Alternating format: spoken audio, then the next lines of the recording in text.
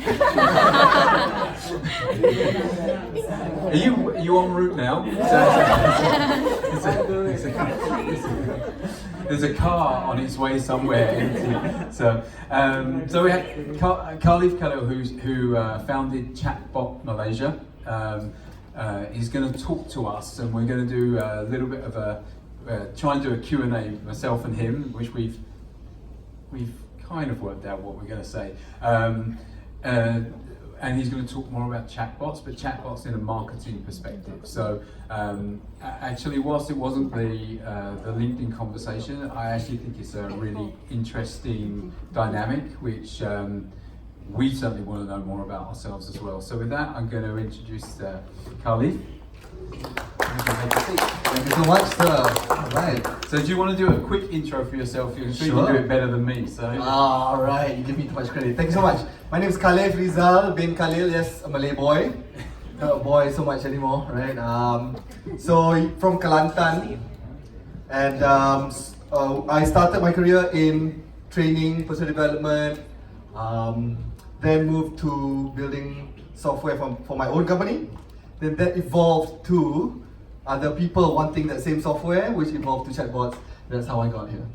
Okay, thanks. So what I'm going to do is I'm going to ask Carliff a few questions about chatbots. So, and obviously the whole point here is that we're thinking about this in context of online and digital marketing. But chatbots are, I guess, a little bit more of a technical aspect to that in a way. So I'm going to start with a personal bugbear that I have. In fact, I wrote about this on LinkedIn a couple of days ago, which is, in my experience, most chatbots that I speak to on websites end up being a complete waste of my time that don't actually help me very much at all. So, yeah, man. Okay. That is the thing that's going on right now. Everybody's trying chatbots because it's the new fun shiny thing, so everybody's doing it. So the good thing about everybody's doing it is that everybody's trying and learning AI and bots and automation like that. The not so good thing is that everybody's trying. So that means if you've done it like half an hour, half a month, you've been doing it a little bit, you can call yourself an expert because nobody else is doing. So that's what's going on in the market right now. People are claiming that they are the experts, but all it's doing is just modeling the website and putting it into a bot, which does not work, right? So the structure does not work. So one of the biggest problems why you're not seeing value is because the designers didn't design it as giving it value. So the number one mistake is trying to get the bot to do everything the site does. So what we do is we get the bot to do one thing well and get one thing out of your brain that you don't have to do anymore, which is automation practically, right? And then you add AI, and then you add all the fun stuff, then it becomes something better, but one thing that is supposed to answer. So I think why you're experiencing the not so good thing is, they want to try AI, they model it based on their website. The promise is it can do everything. Of course I cannot do everything, right? So a bot needs to understand what you're asking at 95% accuracy for it to be cool. Below than that, then it sucks. So my advice always is, if you're gonna start, great. What's the one thing that you want it to do well? Then just focus on that thing only. Okay. Yeah, and because what I see is bots ask questions, or you ask the bots questions, they don't answer it very well, and then you call the company. Yeah. So who has spoken to any bots before? Like, play chat around. Great. So I'm sure most of you say, "Oh man, it sucks," right? Because all it does is FAQ. Because that's the first thing that comes to mind. Oh, answer FAQ, answer FAQ. But that's not the biggest value you can do, right? The biggest value for me is all the lead generation, the lead capture part, the lead qualification part. So here's how I see it. I've been in sales for so long. I sell my trainings, and then before that I was selling unit trust, and then now I'm selling this idea, right? So in sales, whenever we do a lot of the lead generation, right? We do Facebook, we do LinkedIn to get what? To get leads, right? So that is the first first wave of digital marketing. How do you use digital to get leads? The second wave is, okay, now I got like 1,000 leads a day, now what? Right, so that's a good problem to have. So that is the problem that I believe bots should handle, not the first part. So the FAQ part is the first part. You want to get your questions answered? Okay, speak to the bot. Yeah, fine, right? So you generate leads that way, then you know what they're interested in. But it's not the qualifying part. To qualify, is this person a buyer, right? When have they purchased before? Is this company, where are they in the stage of buying? So those are the questions you always have to ask, right, as a salesperson. So why not you get the bot to ask? So there's certain level, 3-4 levels of the Q&A, this conversation. That's why it's called conversational marketing. The same conversations that your salespeople are having to qualify your people, the leads, is what the bot, I believe, has most value. So that's what we do. Right? We sit with your customer service, with your sales. We ask what are 3 or 4 things that will say, wow, you know what, Carliff, if the lead is this, the company is that, hot. Then only that is passed to a human being. So there's practically not much Q&A there. It's just, oh hi, thanks for connecting, this is the thing that you wanted. So a lead magnet, who knows what a lead magnet is? Yeah, so some of you. So lead magnet is like a bribe, right? You bribe someone in return for doing something else. So instead of, last time you bribe someone with a PDF and you get email, right? So now, instead of using forms, you don't even have to ask email. You say, oh, you want the PDF? Speak to my bot, click a link. All the bot does is, here you go, you ask for this PDF, because once you speak to a bot, auto-subscribe. What does that mean, auto-subscribe? Means they are a subscriber. Did you get the email? No. Did you get the name? No. Did you get anything? No. So just the fact is chatting with the bot, auto-subscribe already, so it's very easy lah. The person, oh okay, I just got a thing, nothing happened, I didn't ask for anything, but behind the scenes, can you remarket to them? Yes! You can remarket! You get the data, you get the locale, you get the language, you get the first name, last name, you get all this cool stuff you get. So let me ask you, then, so I again, bots are not something I know anything about other than the fact that I interact with them sometimes. Right. Yeah. So my experience of most bots is customer service rather than lead gen. What you're saying is it's a lead generation tool. And then we hear a lot about AI. Yeah. Now I'm going to call you on this a little bit, right? Because what you've said so far is still to me just a logic path. Yeah. Which could be done in a form. So what I'm yet to see, and you can tell me if I'm wrong, is are you actually using learning algorithms to make bots better at qualifying, or are you just following a logic diagram? Good question. All right. So my question to clients who ask, hey, should I have AI in my bot? Is it depends. What do you want the result to be? Do you want the result to be that you can tell your stakeholders and your customers that we are now doing AI and we are experimenting with AI and we have this AI bot that you can see it out there. Branding. If that is the reason, then you put AI inside, right? So if you're just starting out with this and if you want to say that you are using AI, yeah, go ahead. But most of the time, 90% of the time, you don't need AI. So what bots does, it's not the AI part. It is the conversational part. It is the where your people are hanging out part. Okay, who are marketers in here? Can you see? So my gang. All right, marketers. I'm a marketer, pure, right? So when you market stuff, you want to go where your people are already hanging out, right? So if you're in FB, that's where you market. So where are people hanging out today? Last time they were hanging out in, forums and stuff like that. Then it was websites, then apps, then social media. If you Google the monthly active users for the big four, who knows what the big four of social media is? Big four. Of course, Facebook, Instagram, LinkedIn. So total monthly active users, right? And the big four of messaging is WhatsApp, Messenger, Kik. In 2015, monthly active users of messaging has overtaken monthly active users of social media. Do you guys know that? Dude, right? Think about this. What are other platforms that people hang out? Browsers, right? Browsers, the internet. Monthly active users of the internet browsers is even less than those people are monthly active users of messaging apps, but you don't see it. Why? Because, there's no wall. You cannot see a wall of people chatting, right? But in Facebook, you can see a wall. But in messaging, you cannot see a wall. You're only in your group. But there are more people in messaging. So, back to that.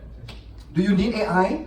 No, because what we're doing right now is just going to where people are, your people are already there, then doing what they already like to do, which is messaging. So if you want to have an app, everybody wants to build an app, spend $250,000 to build an app. One, how are they going to find the app? Two, are they going to download the app? Three, are they going to even use the app?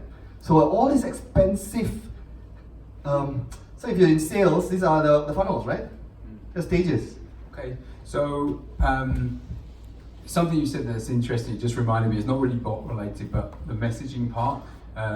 We're already seeing, we spoke about email marketing before, we're already seeing that e-news is also moving to WhatsApp-based newsletters. But I'm going to change your track a little bit, because we're going to zoom through things here. But one of the things that I also wanted to just touch on so that people could get an idea here is about the complexity of implementing, and particularly because I know from looking around, there are some people here who do not have any control or ability to put something like a bot in their corporate website.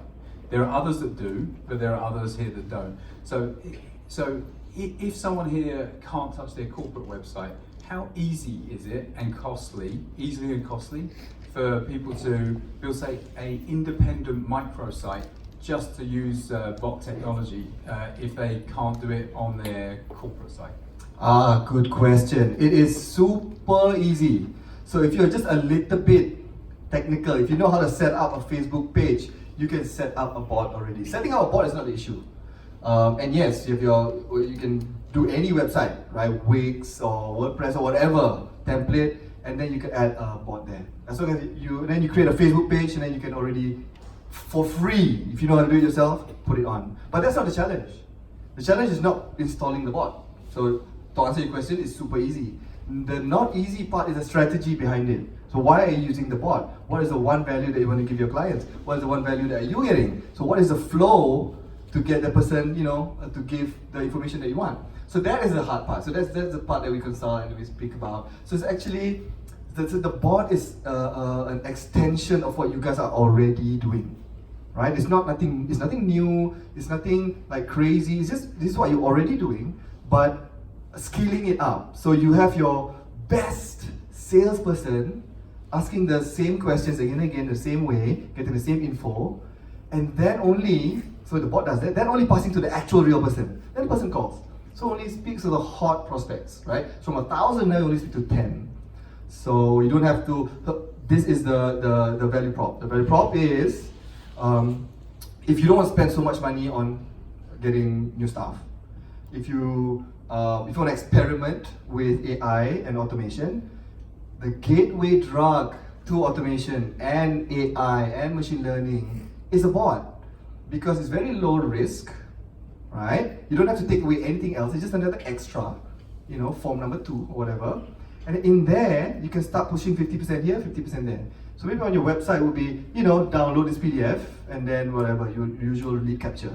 So instead of every 100% going to all the forms, 50% goes to the form, 50% goes to the bot, and in the bot you can test with your AI if you want to do AI. Then you can do the training. So the risk level, money-wise, very low, right? Risk-wise, with people seeing you, I think there's more upside. Say, wow, they're testing new cool stuff, right? So to answer your question, yeah, it's very super simple. How about language? So should it always be English, or do you have to have, Malay, Chinese as well? Yeah, so this one is the same, like you guys lah. The strategy on how you communicate on your websites, same, right? So if your main people are in Chinese, then you should have a Chinese bot. The challenge with that is there are not many bot designers who speak Chinese in Malaysia. So it's very few. There's a handful of us. And if you want to go to Australia or Singapore, Singapore is one of the biggest hubs for bots right now. Some of them do Chinese, right? And then the platforms, they have already built in Chinese AI, but do not have Malay AI. So if you're going to do Malay, then you won't be able to use Google AI platform. So we use the Google, it's called Dialog, Flow. That's why it's so easy. Because all these big guys have already created platforms that we can just build on top of. And they already have everything trained for you for billions of communication already. You just take it, use the template, and then you train with your own what we call intents. So you build in intents, like skills for bots, right? What's the intent of the person? So you teach the bot, and then, or if you're like specialized in a specific industry, then you teach the bot what are some of the terminology. This is like a baby, right? So you teach it. So all the platforms, the languages are already there. I think like 35 languages Google already created for you. So you just build on top of it. It's fun to play with. So this is probably the last thing that I'm going to ask, just to maybe give some actual color to people about what's possible. Have you got an example of an actual project or bot that you've implemented that was used for lead generation in particular? Is that an actual use case you can talk about? Yeah, sure. So we have a few. We have bought for MDEC. We did one for Mercedes launch, Prestige magazine, Ball. So right now, what's interesting, what we're doing? Currently, if you go to Asahi Beer Facebook page, or you go to buy any Asahi beer in Malaysia, there is a campaign that's going on, right? It's a free trip to Japan. So it's free trip to Japan. You can, I think it's still going on. I think we have another week. So you buy, and then you scan a QR code, and that will lead you to the bot. And all the bot does is takes over the human process of last time taking in your receipt, right? You submit a receipt. Then the human have to see whether this person really bought or not, and then to see where they bought it, and to see how much, and then to go through. So there's like 15, 20 processes before they actually see whether this person is legit or not, okay? All that has been automated. So now the campaign is, suddenly I'm the admin, for example, from Asahi. I'll just get notifications, boom, ding, this person is, just entered, just sent. And out of this 50 that sent today, 30 is legit. And out of this 30, 20 it bought at here, 20 more bought there. And everything is already automated using machine vision. Right? So we borrowed Google's machine vision, and through the bot, so the person submits inside the bot the receipt, just take a photo like that. It goes to the cloud, does all the vision stuff, comes back down to the bot, and the bot says, okay, thank you so much. And all the other automation behind the scenes happen. So this take away like hours and hours of manpower doing the campaign. So it's live right now. Perfect, thank you. So it's a short and sweet session, but I think it's actually very interesting. I saw a lot of heads nodding, and I said at the start, a lot of what we're trying to do is just give you ideas for things you might want to go away and try.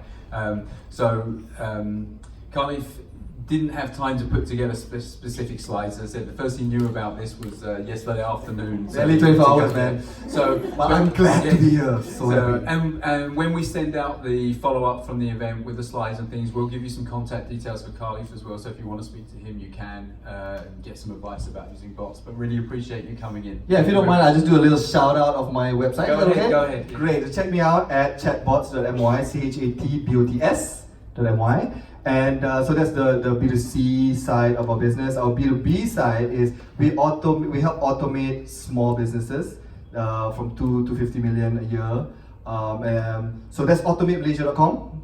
Check us out over there. Right, thanks. Brilliant. Thank you very much.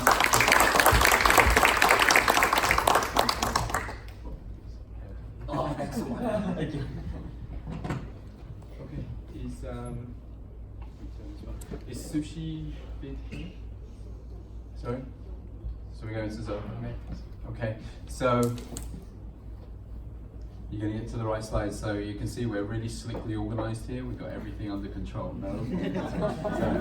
so I think that, Sushi Vid was meant to be next, but we're going to move straight to Soho. And again, just to say while they're getting ready, we've used Zoho since day one, I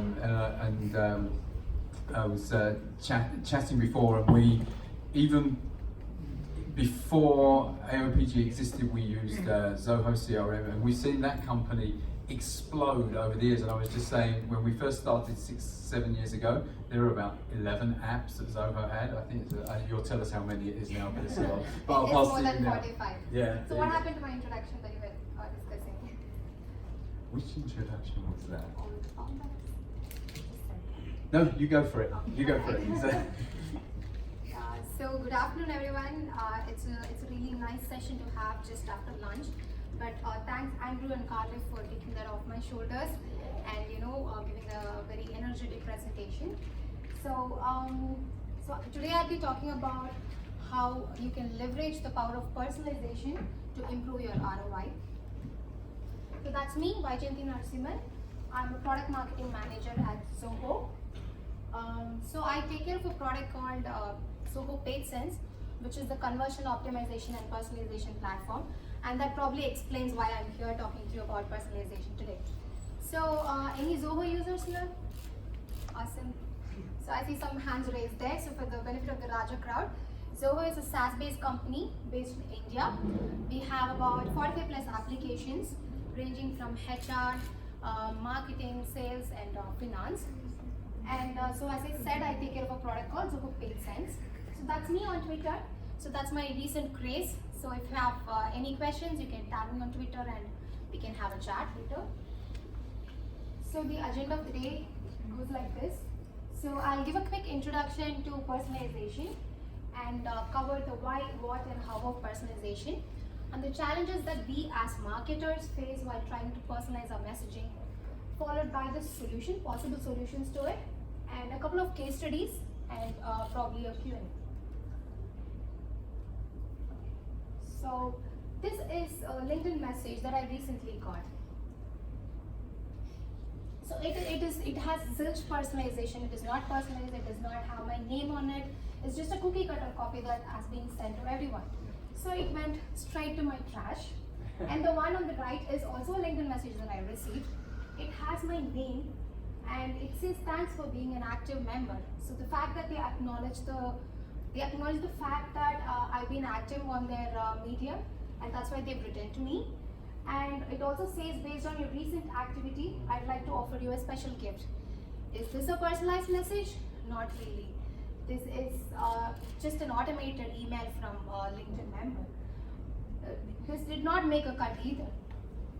But it has my name, and to quote Dale Carnegie, our name to us is the most important and sweetest sound in any language, and that's probably why I have this message here. And we have to agree that personalization is more than just the first name. So what is personalization? So I have a quick definition here. So the process of tailoring pages to individual users' characteristics or preferences, a means to meeting the customer's needs more effectively and efficiently, making interactions faster and easier, and consequently increasing customer satisfaction and the likelihood of repeat visits. So this is the definition that I found on the internet, and there are like 1,000 definitions for personalization. But what is personalization to me? So according to me, personalization is putting a human face to your marketing with the help of technology. So it's more machine to machine at the back end and more human to human at the front end. So I mean literally like this, it has a face. So this is an email that I received from HubSpot, and HubSpot is one of my favorite companies when it comes to marketing. So a closer look at the message. So they say, hi Vaijayanti, I noticed you and your teammates have been by the HubSpot website recently. Based on my research regarding Zoho, and given this is typically the time when teams re-evaluate their marketing and sales stack, does the time make sense to have a conversation about your 2019 goals? So this was in January. So they have considered the time period.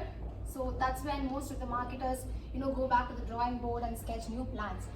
So it's completely personalized, and I really love their emails. So coming to the what, why, what, and how of personalization. What should you personalize? So we, on an average, we get around 120 emails per day. And if you want your customers to open your email and read, you have to stand out. You have to personalize. And paradox of choice. Say you're walking into a store and you want to buy a wedding gift. You have like a zillion options in front of you and you're confused. So that's when a salesperson walks to you and he gathers all the information, your requirements, your budget, and so on and so forth, and gives you a tailor-made solution. So personalization helps you, direct your customers to the right path, the actions that you want them to take on your website or on your email. And personalization helps you upsell and cross-sell. So we do this a lot in Zoho, in cross-sell. So that's our main acquisition channel. So Amazon does it brilliantly. So they have this product recommendations, and I hope Lazada does that as well. And the most important point is customer-centric marketing. So that is going to help you succeed. So I strongly believe in that. And you'll always have to put your customers front. So make your customers feel valued. So personalization makes your customers feel valued and they have this sense of belonging. So that goes a long way in getting customer loyalty, and they become your customer advocates. So, and then as marketers, we all love stats, we love numbers. So according to Accenture, 75% of customers buy from a brand that knows them by their name, that recommends based on their past purchases and recalls their purchasing history. And if you know, Netflix does this, amazingly. So it is said that they just have 60 to 90 seconds before a customer leaves their website.